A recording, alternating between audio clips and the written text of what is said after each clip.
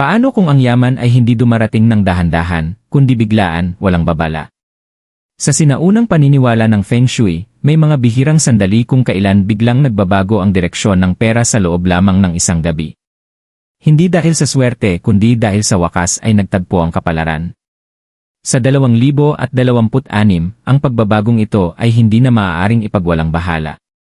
Habang marami ang patuloy na nahihirapan, may ilang Chinese zodiac signs na papasok sa hindi inaasahang kasaganaan, sa pamamagitan ng mga oportunidad na hindi nila pinlano, mga pintuang hindi nila kinatok, at mga gantimpalang dumarating matapos ang mahabang panahon ng paghihintay. Hindi ito tungkol sa sugal o himala. Ito ay tungkol sa tamang timing, enerhiya, at mga lihim na siklong sa wakas ay nagising. At kung kabilang dito ang zodiac sign mo, ang kwento ng iyong pananalapi ay maaaring magbago magpakailanman. Madalas nating paniwalaan na ang yaman ay dumarating lamang sa pamamagitan ng walang katapusang paghihirap, mahabang taon ng sakripisyo, o kaya ay purong swerte.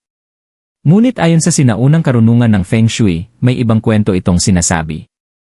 Itinuturo nito na ang pera ay gumagalaw sa mga siklo, at kapag tama ang timing, kahit isang sandali lang ay kayang baguhin ang lahat. Ang 2026 ay isa sa mga bihirang panahong iyon ng pagliko ng kapalaran. Isang taon kung kailan tahimik na nagbabago ang direksyon ng enerhiya ng pananalapi, pinipili ang mga sa wakas ay nakaayon dito. Hindi lahat ay mararamdaman ang pagbabagong ito, ngunit para sa ilang Chinese zodiac signs, hindi ito maikakaila. Biglang lilitaw ang mga oportunidad.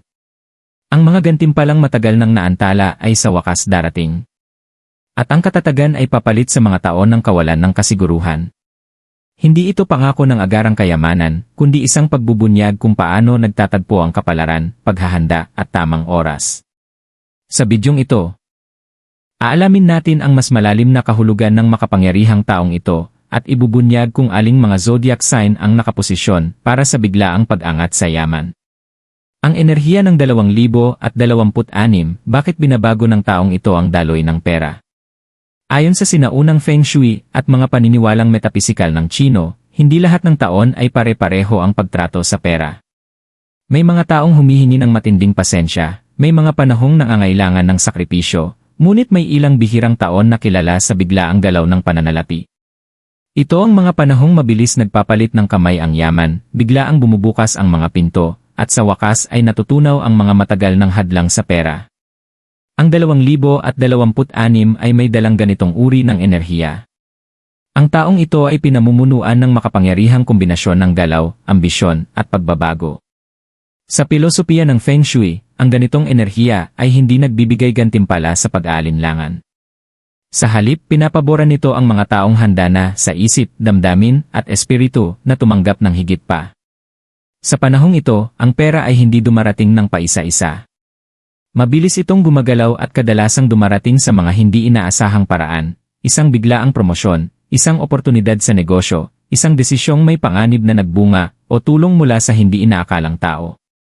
Ang lalong nagpapabukod tangi sa taong ito ay ang kakayahan nitong gisingin ang mga natutulog na potensyal. Ang mga taong tahimik na nagsikap sa loob ng maraming taon ay maaaring biglang mapansin. Ang mga ideyang dati binaliwala ay biglang magkakaroon ng halaga. Kahit ang mga ugnayan at koneksyon ay maaaring maging daan tungo sa paglago ng pananalapi. Hindi ito nagkataon lamang, ito ay pagkakaayon. Itinuturo ng Feng Shui na kapag ang personal na enerhiya ng isang tao ay tumugma sa nangingibabaw na puwersa ng taon, nawawala ang mga hadlang. Gayunpaman, mapili ang enerhiyang ito. Ang mga tumututol sa pagbabago ay maaaring makaramdam ng bigat at pagkalito. Habang ang mga marunong umangkop ay makakaranas ng pag-unlad. Kaya napakahalaga ng papel ng Chinese zodiac signs dito. Bawat signo ay may kakaibang paraan ng pakikipag-ugnayan sa daloy ng 2026. Ang ilan ay likas na sumasabay dito, habang ang iba naman ay tila lumalaban sa agos. Dahil dito, ang yaman sa 2026 ay hindi magmumukhang basta't samba lamang. Mararamdaman itong pinaghirapan, napapanahon, at halos hindi maiiwasan para sa mga tamang signo.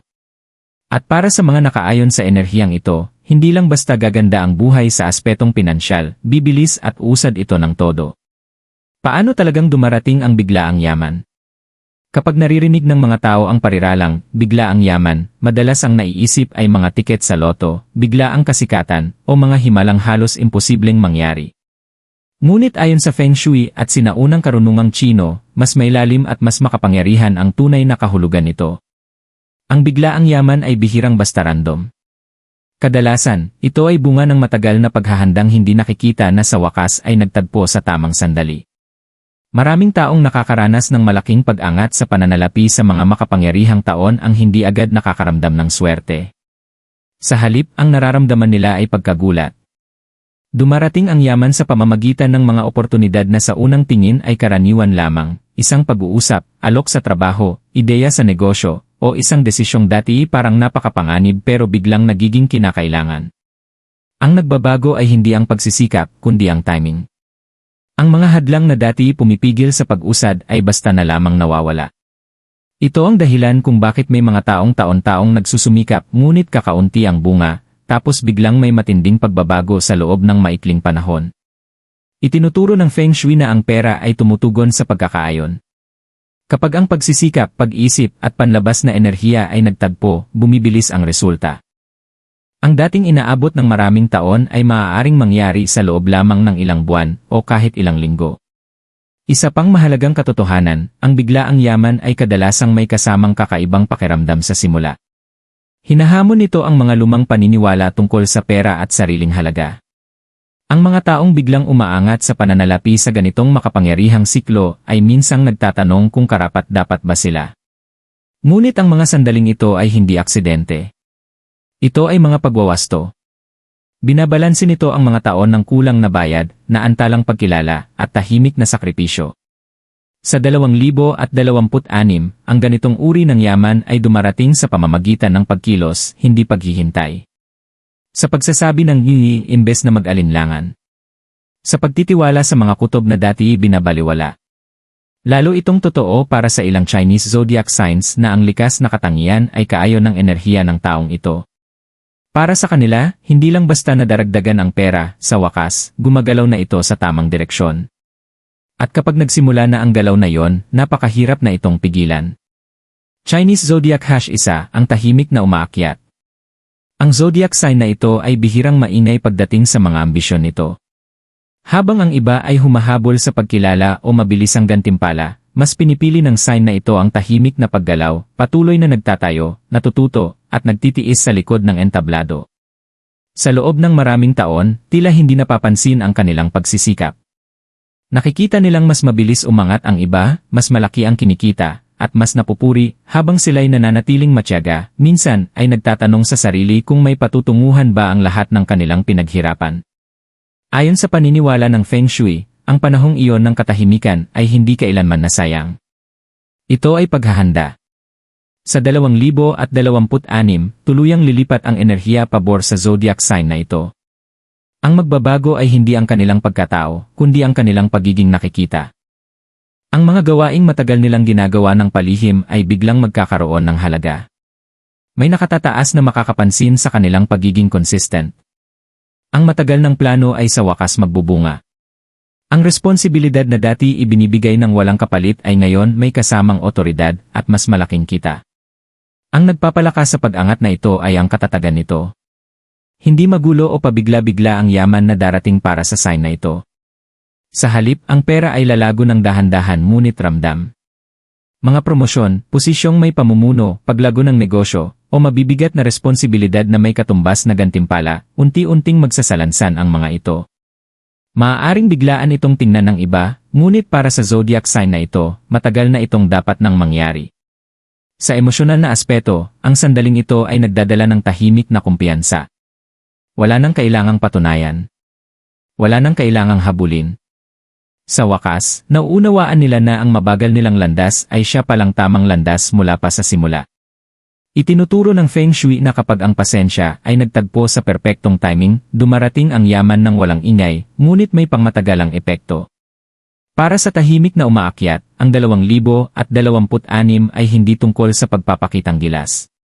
Ito ay tungkol sa tuluyang pagtayo sa lugar kung saan sila ay talagang nakalaan.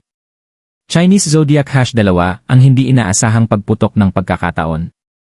Papasok ang zodiac sign na ito sa 2026 na halos walang inaasahang pagbabago sa pananalapi. Sa katunayan, maaaring tinanggap na nila ang isang antas ng limitasyon, iniisip na ang katatagan na lang ang pinakamainam na maaaring asahan. Natutunan na nilang mag-manage, magtiis, at umangkop. Ngunit sa kaibuturan, may tahimik na pagod na dulot ng palaging pagiging maingat at ligtas sa bawat galaw. Ibinubunyag ng Feng Shui na ang tunay na lakas ng sign na ito ay hindi kailanman ang pag-ingat, kundi ang tibay ng loob. At sa 2026, ang tibay na iyon ay nagiging oportunidad. Dumarating ang breakthrough ng biglaan at mula sa hindi inaasahang direksyon.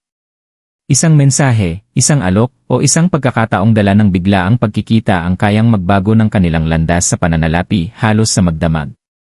Maaaring may kinalaman ito sa bagong posisyon, pakikipagsosyo, o ideyang dati nilang itinuring na hindi praktikal. Ang nagpapalakas sa sandaling ito ay kung gaano kabilis tumutugon ang buhay sa sandaling sinabi nila ang i. Nagsisimulang dumaloy ang pera sa paraang hindi nila nakasanayan. Hindi pa bigla-bigla kundi nakakapagpaluwag. Gumagaan ang mga utang. Lumalawak ang mga pagpipilian. Sa unang pagkakataon matapos ang mahabang panahon, hindi na lang sila basta tumutugon sa mga nangyayari, sila na mismo ang gumagabay sa direksyon ng kanilang buhay.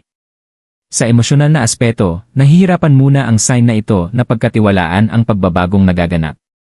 Pakiramdam ay masyadong madali, masyadong eksakto ang timing. Ngunit itinuturo ng Feng Shui na ang gaan ay hindi palaging babala, minsan, ito ay senyales ng pagkakaayon. Ang mga taon ng pagtitiis ang naglagay sa zodiac sign na ito sa perpektong posisyon para sa sandaling ito. Sa 2026, ang kanilang kwento ay magiging patunay na ang mga breakthrough ay hindi laging dumarating sa pamamagitan ng hirap. Minsan, dumarating ang mga ito kapag hindi mo inaasahan, ngunit eksaktong handa ka na. Chinese Zodiac #3, ang matagal nang naantalang gantimpala. Alam na alam ng zodiac sign na ito kung ano ang ibig sabihin ng paghihintay. Hindi lang paghihintay ng mga oportunidad, kundi paghihintay ng katarungan. Sa loob ng maraming taon, sinunod nila ang mga patakaran, nanatiling disiplinado, at gumawa ng mga responsableng desisyon, naniniwalang ang pagiging consistent ay hahantong din sa seguridad. Ngunit paulit-ulit na sinubok ng buhay ang kanilang pasensya. Mabagal ang progreso. Laging parang may pagkaantala ang gantimpala. At minsan, tahimik na sumisilip ang pagdududa. Itinuturo ng Feng Shui na may mga kaluluwang inilalagay sa mas mahahabang landas, hindi upang parusahan, kundi upang patibayin. Ang paglalakbay ng sign na ito ay tungkol sa pagtitiis, istruktura, at emosyonal na pagkahinog. At sa 2026, ang universo ay sa wakas nagsisimulang ituwid ang timbangan. Hindi dumarating ng sabay-sabay ang gantimpala. Sa halip, unti-unti itong nagbubuka sa paraang tunay na nagbibigay kasiyahan. Ang isang pangmatagalang puhunan ay nahihinog. Ang karerang dahan-dahang binuo ay umaabot sa mahalagang punto ng pagbabago. Ang responsibilidad na dati mabigat sa balikat ay nagiging pinagmumula ng dangal at kita. Ang dating pakiramdam na walang katapusang pagsisikap ay biglang nagiging makatarungan. Sa pananalapi, nakakaranas ng ginhawa ang zodiac sign na ito. Napapalitan ng katatagan ang pagkabalisa. Muling nagiging kapana-panabik ang pagpaplano. Sa unang pagkakataon, hindi na lang sila nakatuon sa pag-survive, nagsisimula na silang magtayo ng isang makabuluhang hinaharap. Sa emosyonal na aspeto, mas malalim pa ang epekto. May pakiramdam ng pagpapatunay, isang malinaw na senyales na ang pagiging matyaga ay hindi kailanman naging pagkakamali. Ipinapaalala ng karunungan ng Feng Shui na ang mga gantimpalang naantala ay kadalasang mas tumatagal. At para sa zodiac sign na ito, ang 2026 ay hindi lang taon ng pera, ito ay taon ng tahimik na tagumpay.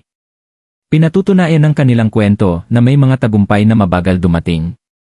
Ngunit imposibleng bawiin kapag dumating na. Chinese Zodiac #4, ang kapalaran ng mapangahas. Ang zodiac sign na ito ay hindi kailanman naging komportable sa pananatiling nakatigil. Kahit puno ng kawalan ng katiyakan ng buhay, kahit walang kasiguruhan ang kahihinatnan, may malakas na hatak sa loob nila na magpatuloy. Maaaring itinuring sila ng iba bilang padalos-dalos, mainipin, o hindi realistiko, ngunit sa kaibuturan, may isang bagay silang nauunawaan na hindi nakikita ng karamihan. Ang pananatiling walang galaw ay mas malaking panganib kaysa sa pagkabigo. Ayon sa Feng Shui, ang 2026 ay lubos na pumapabor sa galaw, tapang, at desididong pagkilos. At walang zodiac sign na mas natural na tumutugon sa enerhiyang ito kundi ang sign na ito. Habang ang iba ay nag-aalinlangan, kumikilos sila. Habang ang iba ay sobra ang pag-iisip, sila'y nagtitiwala sa kutob. At sa natatanging taong ito, ang kutob na iyon ang nagiging pinakamalaking bentahe nila sa pananalapi. Ang yaman na dumarating ay direktang konektado sa isang matapang na desisyon. Maaaring ito ay tungkol sa pagsisimula ng negosyo, pagbabago ng karera, pag-invest sa isang ideya, o paglayo sa isang bagay na hindi na nagsisilbi sa kanila. Sa simula, mabigat ang pakiramdam ng desisyong ito. Ngunit halos agad, nagsisimulang umandar ang momentum. Nagkakaugnay ang mga oportunidad. May mga tulong na lumilitaw. At ang pera ay nagsisimulang tumugon. Ang nagpapalakas sa pag-angat na ito ay ang bilis nito.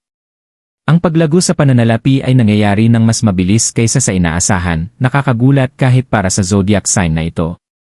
Ngunit may paalala ang Feng Shui, ang kapalarang ito ay hindi tungkol sa kaguluhan. Ginagantimpalaan nito ang tapang na may kaakibat na paghahanda at paniniwala sa sarili. Sa emosyonal na aspeto, muling nararamdaman ng sign na ito ang pagiging buhay. May lakas. May kumpirmasyon. Ang 2026 ay nagiging patunay na ang pagtitiwala sa sarili, kapag tama ang timing, ay kayang baguhin ang lahat. Ang kanilang kwento ay paalala na minsan, ang yaman ay hindi dumarating sa paghihintay ng pahintulot. Chinese Zodiac #5, ang nakatagong nagwawagi. Ang zodiac sign na ito ay bihirang mabanggit kapag pinag-uusapan ang tagumpay o yaman. Hindi sila mahilig umagaw ng pansin at hindi rin nila hinahabol ang pagkilala. Sa katunayan, madalas silang maliitin, inaakalang kontento na silang manatili sa likod ng entablado. Ang pananatiling walang galaw ay mas malaking panganib kaysa sa pagkabigo. Ayon sa Feng Shui, ang 2026 ay lubos na pumapabor sa galaw, tapang, at desididong pagkilos. At walang zodiac sign na mas natural na tumutugon sa enerhiyang ito kundi ang sign na ito. Habang ang iba ay nag-aalinlangan, kumikilos sila. Habang ang iba ay sobra ang pag-iisip, sila'y nagtitiwala sa kutob. At sa natatanging taong ito, ang kutob na iyon ang nagiging pinakamalaking bentahe nila sa pananalapi. Ang yaman na dumarating ay direktang konektado sa isang matapang na desisyon. Maaaring ito ay tungkol sa pagsisimula ng negosyo, pagbabago ng karera, pag-invest sa isang ideya, o paglayo sa isang bagay na hindi na nagsisilbi sa kanila. Sa simula, mabigat ang pakiramdam ng desisyong ito. Ngunit halos agad, nagsisimulang umandar ang momentum. Nagkakaugnay ang mga oportunidad. May mga tulong na lumilitaw. At ang pera ay nagsisimulang tumugon. Ang nagpapalakas sa pag-angat na ito ay ang bilis nito. Ang paglago sa pananalapi ay nangyayari ng mas mabilis kaysa sa inaasahan, nakakagulat kahit para sa zodiac sign na ito. Ngunit may paalala ang Feng Shui, ang kapalarang ito ay hindi tungkol sa kaguluhan. Ginagantimpalaan nito ang tapang na may kaakibat na paghahanda at paniniwala sa sarili. Sa emosyonal na aspeto, muling nararamdaman ng sign na ito ang pagiging buhay. May lakas. May kumpirmasyon. Ang 2026 ay nagiging patunay na ang pagtitiwala sa sarili, kapag tama ang timing, ay kayang baguhin ang lahat. Ang kanilang kwento ay paalala na minsan, ang yaman ay hindi dumarating sa paghihintay ng pahintulot. Chinese Zodiac #5, ang nakatagong nagwawagi. Ang zodiac sign na ito ay bihirang mabanggit kapag pinag-uusapan ang tagumpay o yaman. Hindi sila mahilig umagaw ng pansin at hindi rin nila hinahabol ang pagkilala. Sa katunayan, madalas silang maliitin, inaakalang kontento na silang manatili sa likod ng entablado. Ngunit itinuturo ng Feng Shui na ang pinakamakapangyarihang mga pagbabago ay kadalasang nangyayari ng tahimik. Sa loob ng maraming taon, ang sign na ito ay nagmamasid, natututo, at patuloy na umaangkop. Maaaring naranasan nila ang pagtaas at pagbaba ng kanilang pananalapi, ngunit bawat yugto ay nagturo sa kanila ng mahahalagang aral. Habang ang iba ay nagmamadali, ang zodiac sign na ito ay pinapino ang kanilang paraan, pinatatatag ang sarili, at unti-unting inuunawa kung paano talaga gumagalaw ang pera. Sa 2026, darating ang kanilang sandali, ngunit hindi sa paraang dramatiko o lantaran. Tahimik na papasok ang yaman sa kanilang buhay. Isang matalinong desisyon ang magsisimulang magbunga. Isang kakayahan ang magiging mapagkakakitaan. Ang isang pangmatagalang plano ay biglang magkakaroon ng momentum. Maaaring hindi agad mapansin ng iba, ngunit agad itong mararamdaman ng sign na ito. Ang nagpapabukod tangi sa pag-angat na ito ay ang seguridad nito. Hindi ito pera na panandalian o pangporma. Ito ay yaman na tumatagal. Unti-unting nawawala ang mga utang. Lumalago ang ipon. Ang hinaharap ay hindi na nakakatakot, kundi puno ng posibilidad. Sa unang pagkakataon, ang zodiac sign na ito ay nakakaramdam ng tunay na proteksyon sa pananalapi. Sa emosyonal na antas, may malalim na kasiyahan sa panalong walang ingay. Walang inggit. Walang presyon. Tanging tahimik na kumpiyansa. Ipinapaalala ng Feng Shui na ang tunay na kasaganaan ay hindi laging nagpapakilala, madalas, dumarating ito ng marahan at nananatili. Para sa nakatagong nagwawagi, ang 2026 ay hindi tungkol sa pagpapatunay ng kahit ano. Ito ay tungkol sa wakas na pamumuhay ng may gaan at kapanatagan. Ano ang pagkakatulad ng lahat ng sign na ito, ang lihim na padron? Sa unang tingin, tila magkaiba ang 5 Chinese zodiac signs na ito. Ang kanilang mga personalidad, desisyon, at landas sa buhay ay parang walang isang hulmahan. May mga mabagal kumilos, may mga mapangahas. May mga tahimik lamang, at may mga kumilos ng buong tapang.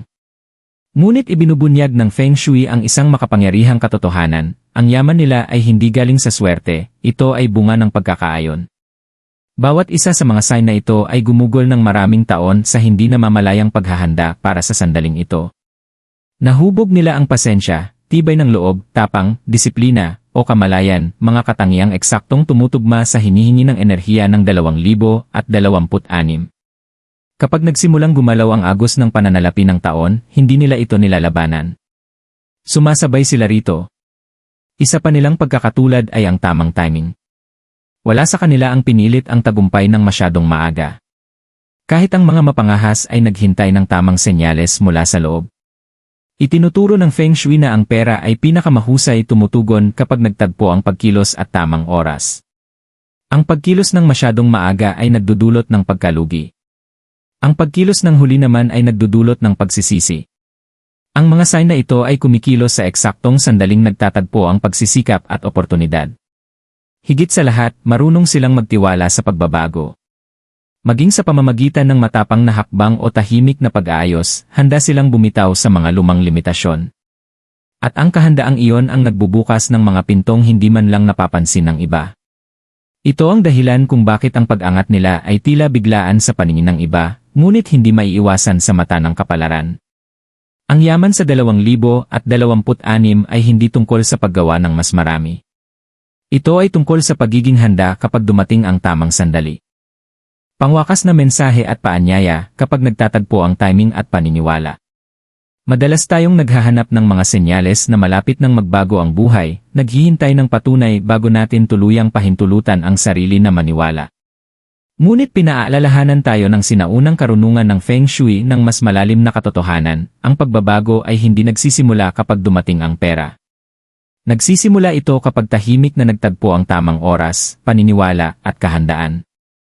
Ang mga kwentong narinig mo ngayon ay hindi para magdulot ng paghahambing o maling pag-asa. Ang mga ito ay mga paalala. Paalala na iba-iba ang galaw ng yaman para sa bawat isa. Na ang mga pagkaantala ay hindi pagtanggi. At na ang paghahanda ay hindi kailanman nasasayang, kahit pa pakiramdam mo'y hindi ito napapansin. Kung lumitaw ang Chinese zodiac sign mo sa bidyong ito, ituring mo itong lakas ng loob, hindi pressure. At kung hindi man, tandaan mo ito, ang bawat makapangyarihang taon ay patuloy na nagbibigay gantimpala sa kamalayan, tapang, at pagkakaayon. Minsan, ang pinakamalaking pagbabago ay nangyayari pagkatapos mong tumigil sa pagdududa sa sarili mong landas. Habang umuusad ang 2026, bigyang pansin ang maliliit na senyales. Ang mga hindi inaasahang pag-uusap. Ang mga ideyang ayaw kang tantanan. Ang mga pagkakataong bahagyang nakakatakot, ngunit kakaibang tama ang pakiramdam. Kadalasan, ito ang mga pintong ginagamit ng kapalaran. Kung tumimo sa iyo ang mensaheng ito, ibahagi sa comments ang iyong Chinese zodiac sign. At kung handa ka ng mas maunawaan kung paano hinuhubog ng timing ang kapalaran, siguraduhing mag-subscribe, dahil ang susunod na kwento ay maaaring eksaktong kailangan mong marinig.